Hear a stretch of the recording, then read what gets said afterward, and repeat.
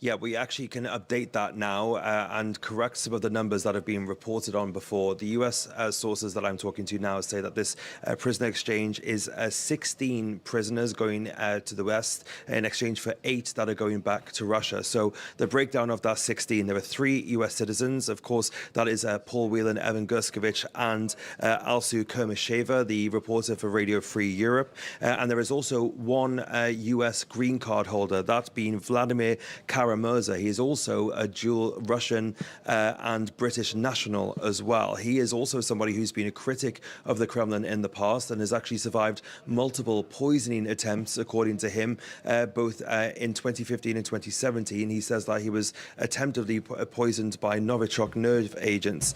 There are also other nationals heading to the West, 5 foreign nationals. They are German nationals, and 7 political prisoners that are being held in Russia. The mixture of those foreign nationals include an artist, 2 employees of Alexei Navalny, as well as Ilya Yashin, who is one of the opposition politicians in Russia, and another German who was recently pardoned by Belarus of terror charges, who is also making their way back to Germany. So it is a long list of people. This is actually the biggest prisoner exchange that the United States has conducted with the Russians since the Cold War. Not only in terms of the amount of people that have been exchanged, it's now 24 people. That can be corrected from the 26 that the Turkish presidency had earlier said was part of the exchange. 24 people included in this, but it's also the amount of countries included in this which have made this so difficult. The US, of course, along with Germany, but also with Slovenia and Norway and Poland also included as people that, as countries that had detention of nationals that were included inside this prisoner swap. I also want to give you a bit of color on how this happened.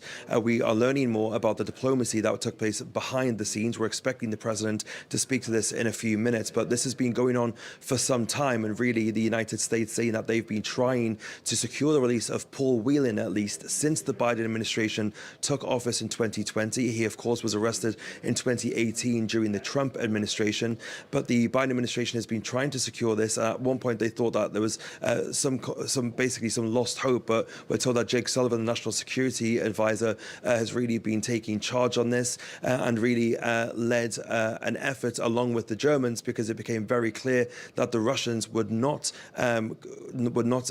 toy with any prison exchange unless it involved one of their nationals, which is Vadim Krazakov. He, of course, is the FSB assassin who took part in that assassination in the Tiergarten in Berlin in 2019, during which a Georgian national was killed. He has been held by the Germans ever since then, and the Russians basically wanted him back and wouldn't exchange Evan or Paul Whelan until that was on the table. So there's been a lot of high-level diplomacy, we are told, also between Joe Biden and Chancellor Scholz as well, to try to get this across the line. We are told that they discussed it when Scholz was here in DC in February during that bilateral, and we are told that there was a meeting between the two men where Chancellor Scholz said to Biden, "For you, I will do this." So it has been a long road to get to this point. Of course, Paul Whelan has been in prison since 2018. Evan Gershkovich has been in prison since 2023. So it has been a long moment that we've been waiting for this. And of course,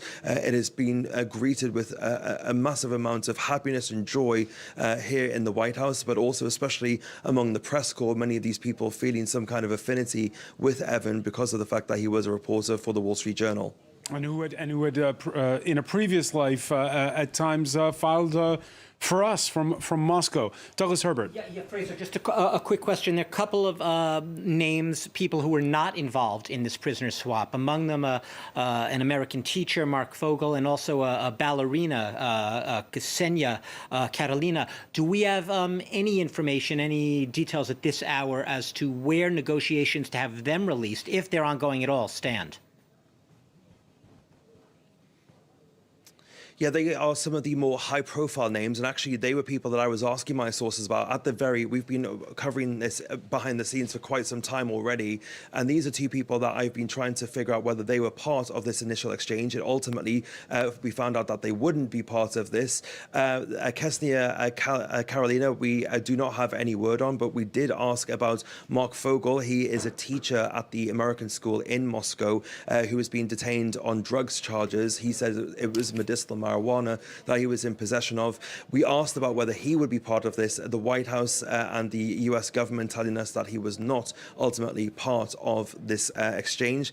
They say, though, that they are still working on it. Conversations are still ongoing to try to secure the release of Mark Fogel. We are told, one senior administration official told me, every time you do one of these deals, you learn, you gain insight, you get perspective on what matters to the Russian side and what doesn't matter to the Russian side, and what they're willing to negotiate and what they're not willing to negotiate. And we have learned through this one as well. So the White House and the American government, the State Department, the CIA, all of those different branches of the US government that have been involved in trying to secure the release of these prisoners will be using those lessons that they've learned, not just from this prisoner exchange, but also the two that they did in 2022. Of course, Brittany Griner, the basketball star, then was exchanged for a Russian arms dealer. They'll be taking those lessons forward to try to secure more American citizens that have been held in Russia. But of course, this is also the Russian playbook.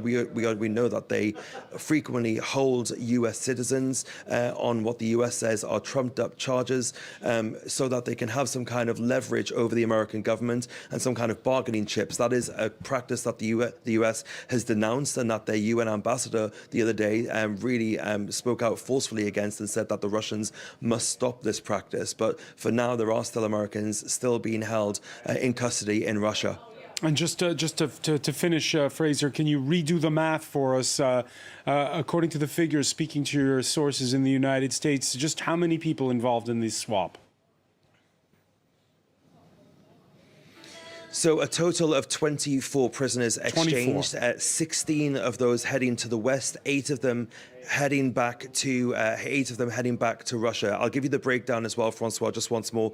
Of that 16 that are coming back west, 3 of them US citizens, 1 of them the green card holder, that of course being Vladimir Kara-Murza, and then there are 5 German nationals involved in this exchange and 7 Russian political prisoners who are also making their way back to Germany. Those foreign nationals, the Germans and the Russian nationals, we are told, are heading to Germany. The rest of them, the green card holder and the 3 US citizens, all coming back here to the United States.